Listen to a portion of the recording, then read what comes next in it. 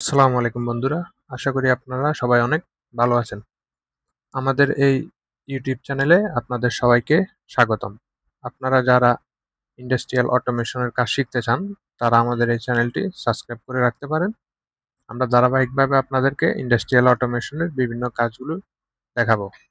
তো আজকে আমি আপনাদেরকে দেখাবো হচ্ছে একটি ডল স্টার্টার, যা খুবই গুরুত্বপূর্ণ। কেননা আপনারা যদি এই ডল স্টার্টারটি বুঝতে পারেন, তাহলে আপনারা বাকি যে কন্ট্রোলিং গুলো থাকে অটোমেশনের, যেমন যদি বলি reverse forward, star delta, star delta with reverse forward বা আদার্স অন্যান্য যেই কন্ট্রোলিং গুলো থাকে, সেগুলো আপনারা খুব ইজিলি বুঝতে পারবেন। তো এই জন্য আমি আশা করি আপনারা এই ভিডিওটি খুব মনোযোগ দিয়ে দেখবেন। এই ভিডিওতে ল্যাচিং একটি অংশ রয়েছে, যা খুবই গুরুত্বপূর্ণ। একটি ম্যাগনেটিক কন্ট্রাক্টরকে মূলত এই ল্যাচিং এর মাধ্যমেই কন্টিনিউয়াসলি সাপ্লাই দিয়ে অন করে রাখা হয়। তো দেখুন, একটি ডল স্টার্টারের জন্য আমাদের যেগুলো প্রয়োজন, তার মধ্যে অবশ্যই একটি সোর্স লাগবে, যেটি আমরা এখানে নিয়ে রেখেছি 220 ভোল্টের একটি সোর্স। এছাড়াও এই ম্যাগনেটিক কন্ডাক্টরটিকে অফ করার জন্য আমরা একটি অফ পুশ বাটন নিয়েছি, অন করার জন্য নিয়েছি একটি অন পুশ বাটন, এবং এই ম্যাগনেটিক কন্ডাক্টরেরই একটি অ্যানো ব্যবহার করব আমরা। এই অ্যানো ব্যবহার করে মূলত আমরা এই ম্যাগনেটিক কন্ডাক্টরটিকে ল্যাচিং করব। তো কিভাবে এর ওয়ারিং করছি তা দেখুন। শুরুতে আমরা এর যে সোর্সের যে পেজটি রয়েছে, এই ফেজ লাইনটিকে আমরা আমাদের অফ পুশ বাটনের এক প্রান্তে কানেক্ট করে দিচ্ছি, এবং অফ পুশ বাটনের অপর প্রান্তটি আমরা অন পুশ বাটনের এক প্রান্তে কানেক্ট করছি, এবং অন পুশ বাটনের অন্য প্রান্ত আমরা আমাদের যে মেইন কন্ট্যাক্টরটি রয়েছে তার কয়েলের A1 প্রান্তে কানেক্ট করছি, এবং A2 যে অংশটি রয়েছে সেটি আমরা সরাসরি আমাদের সোর্সের নিউট্রালের সঙ্গে কানেক্ট করে দিয়েছি। তো এখন যদি আমরা এই অন পুশ বাটনটি প্রেস করি, তাহলে কিন্তু আমাদের এই ম্যাগনেটিক কন্ট্যাক্টটি অন হবে। কিন্তু এখানে এই ম্যাগনেটিক কন্ট্যাক্টরটি কন্টিনিউয়াসলি অন থাকবে না। আমি আপনাদেরকে একটু সিমুলেশনে নিয়ে দেখাচ্ছি। দেখুন, দেখুন আমাদের এই যে সোর্স রয়েছে, সোর্স থেকে আমাদের যে প্রেসটি, দেখুন আমাদের এই যে অন পুশ বাটনের এই প্রান্ত পর্যন্ত আমাদের কারেন্ট রয়েছে।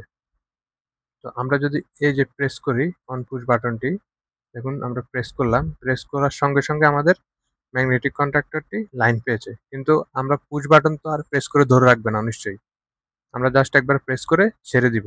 যখনই ছেড়ে দিচ্ছি, দেখুন আমাদের কিন্তু এই ম্যাগনেটিক কন্ট্রাক্টরটি অফ হয়ে যাচ্ছে। তাহলে আমাদেরকে এখানে এমন একটি ফাংশন বা এমন একটি সিস্টেম করতে হবে, যাতে আমরা এই পুশ বাটনটি জাস্ট একবার প্রেস করে ছেড়ে দিলেই আমাদের এই ম্যাগনেটিক কন্ট্রাক্টরটি অন থাকবে, যতক্ষণ পর্যন্ত না আমরা এই অফ পুশ বাটন প্রেস করে অফ না করব।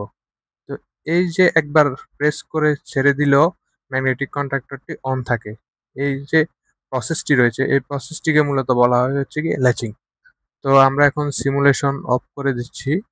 দেখুন, অফ করে দিয়ে আমরা এখন এই ল্যাচিংটা শিখবো। ল্যাচিংটা আসলে কি? দেখুন, ল্যাচিং এর যেহেতু আমাদের কন্টিনিউয়াসলি একে পাওয়ার দিয়ে রাখতে হবে, সেজন্য আমরা এরই একটি অ্যানো ব্যবহার করব।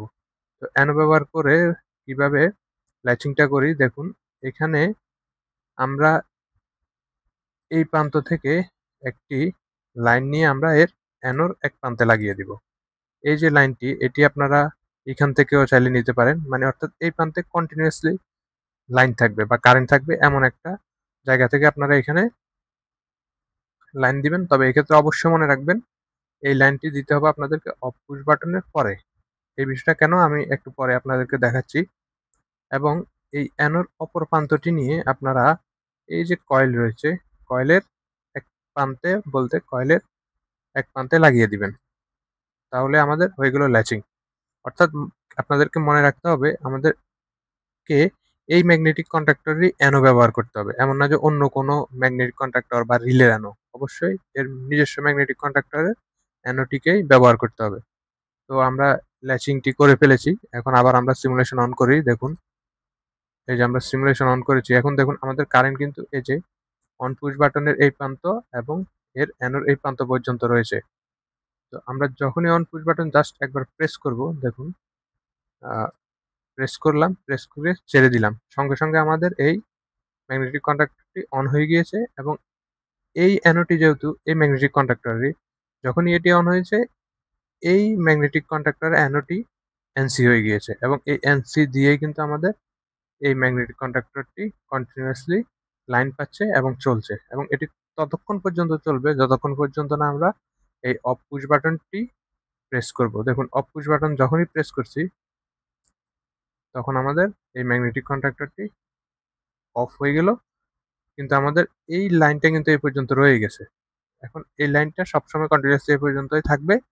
তো এই ল্যাচিং এর যে বিষয়টি বললাম যে সবসময় অফ পুশ বাটনের পর থেকে আপনারা এই অ্যানোর এক প্রান্তে সাপ্লাই দিবেন, কেননা আপনারা যদি অন্য কোনো জায়গা থেকে দেন তাহলে এই অফ পুশ বাটন প্রেস করলেও এটি আর অফ হবে না। তো এই ল্যাচিং জিনিসটা আপনারা একদম ক্লিয়ারলি দেখুন, প্রয়োজনে পিছনে গিয়ে আবার দেখুন কিভাবে ল্যাচিং করতে হয়, কেননা এই ল্যাচিং আপনাদের বারবার কাজে লাগবে এবং এই ল্যাচিংটি যদি আপনারা ভালোভাবে বোঝেন সেক্ষেত্রে আপনারা নিজে নিজে অনেক কন্ট্রোলিং করে ফেলতে পারবেন। তো এটি হচ্ছে মূলত একটি ডল স্টার্টার, যার মাধ্যমে মূলত আমরা একটি মোটরকে চালাতে পারি। তো রিয়েল কানেকশন যখন করা হয় তখন এই যে অফ পুশ বাটনটি রয়েছে এর পূর্বে আমরা একটি এনসি ইউজ করি, যেটি হয় মূলত আমাদের ওএলআর এর অর্থাৎ ওভারলোড রিলের একটি এনসি। সেটি আমি আপনাদেরকে রিয়েল কানেকশনে দেখিয়ে দিব।